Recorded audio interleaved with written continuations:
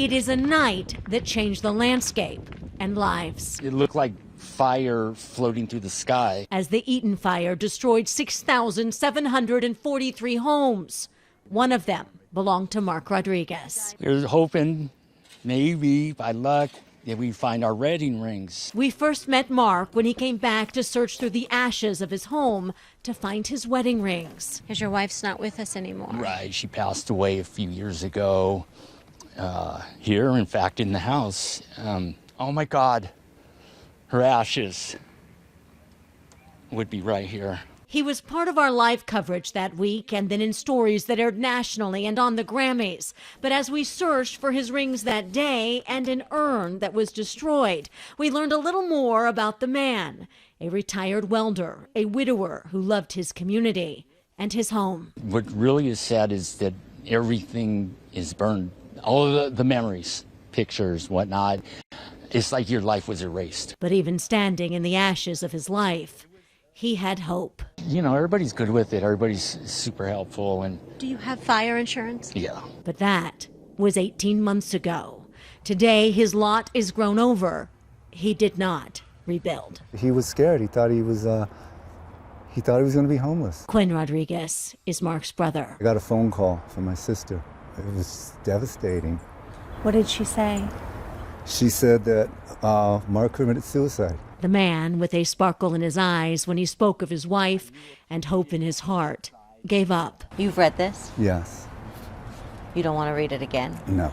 Do you care if I read it? You can read it. In his final words, his frustration and fear were clear. I'm not lazy or stupid. I'm not sickly or weak. But this has beaten me. He said that the prices kept changing and the contract kept changing, and he couldn't keep up. So do you think that the building practices are what caused his death? It was the final push. Yeah. Mark entered into a contract with a builder of a prefabricated home on May 7th of 2025.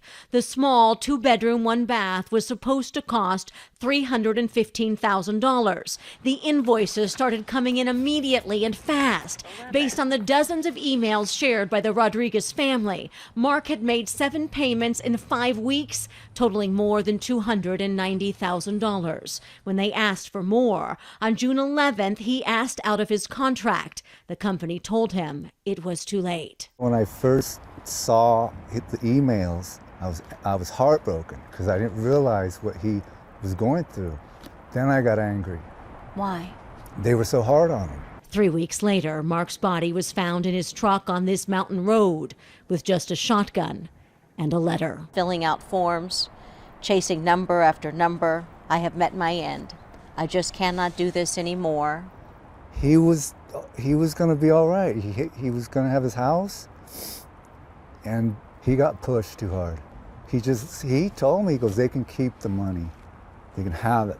He said, I'm out. But Mark wasn't alone in his struggle. Of all the homes destroyed in this fire, less than 100 have been rebuilt. These are problems that none of the families or individuals that lost their homes ever thought they'd have to deal with. And it's a very frightening time for many people. LA County Supervisor Catherine Barger says there are still resources available. When I hear stories like this, it's a sense of loss, but it's also anger. Anger at companies that don't recognize that survivors need to be supported. Although the company Mark contracted with doesn't appear to have done anything illegal, it is clear he may not have understood there were additional costs. I'm so tired. I am certain I am not the only person beaten down. I am also certain I will not be the last. I'm sorry, Mark. Quinn Rodriguez is now in charge of sorting through his brother's affairs. He ended up selling his lot in Altadena. It feels like there's blood on it. He was told the company that built the home sold it when Mark didn't finish his payments. It feels like he was cheated. He's a good guy.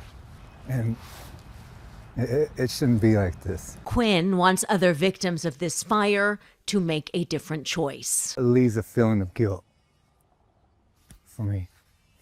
Well, it's not your fault. Like I could have done more. For although Mark is now one more casualty of this fire, His family hopes his story reminds others they are not alone. I am Mark Rodriguez. Goodbye. Joy Benedict, CBS LA.